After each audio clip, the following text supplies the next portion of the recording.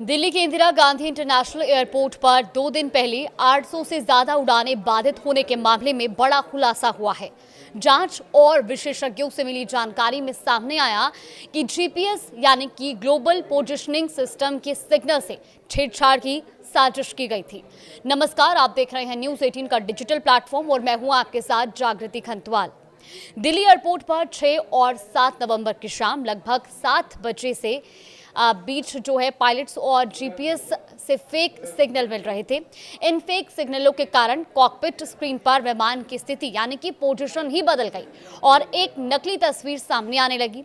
इसकी वजह से पायलटों को रनवे के बजाय खेत दिखने लगे और विमान की ऊंचाई को लेकर भी भ्रम की स्थिति पैदा हो गई। ये गड़बड़ी 6 नवंबर की शाम को शुरू हुई थी और 7 नवंबर को सुबह 9 बजे सिस्टम पूरी तरह फेल हो गया। स्थिति की गंभीरता को समझते हुए विमानों के पायलट जीपीएस आधारित ऑटो मैसेजिंग के बजाय मैनुअल पोजीशन पर शिफ्ट हो गए। जीपीएस में छेड़छाड़ की वजह से एटीएस यानी कि एयर ट्रैफिक कंट्रोल को भी मैसेज देरी से मिलने लगे। एयर ट्रैफिक बढ़ने के साथ ही एयर स्पेस में विमानों के बीच की जो दूरी है उसको भी बढ़ाया गया। इसके चलते किसी भी बड़े हादसे को टाला जा सका।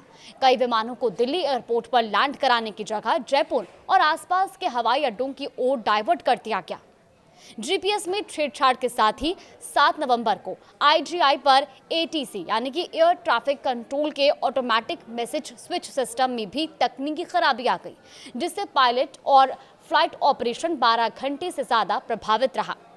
एएमएसएस एक कंप्यूटर नेटवर्क सिस्टम है जो कि पायलट, ग्राउंड स्टाफ और दूसरे एयरपोर्ट्स तक फ्लाइट प्लान, रूट, ऊंचाई और मौसम संबंधी जानकारी रियल टाइम में भेजता है। इसके काम ना करने पर सभी अपडेट मैनुअल यानी कि हाथों से ही करने पड़ते हैं, जिससे काम का बोझ और देरी बढ़ जाती है।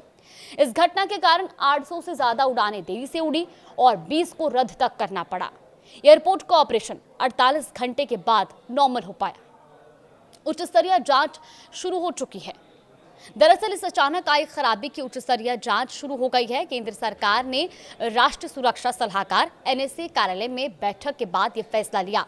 जांच में ये देखा जाएगा कि कहीं इसमें बाहरी ताकत या साइबर हमले का हाथ तो नहीं था। साइबर सुरक्षा विशेषज्ञों ने आशंका जताई कि हैकर्स को किसी विदेशी सरकार की मदद मिली हो सकती है।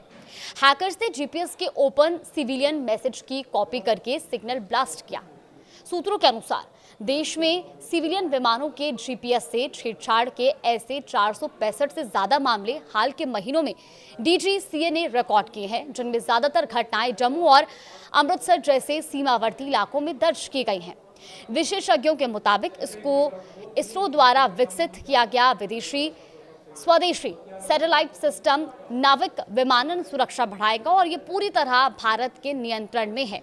एक्सपर्ट्स की माने तो यदि नाविक उपयोग में होता तो दिल्ली एयरपोर्ट की एक घटना रोकी भी जा सकती थी।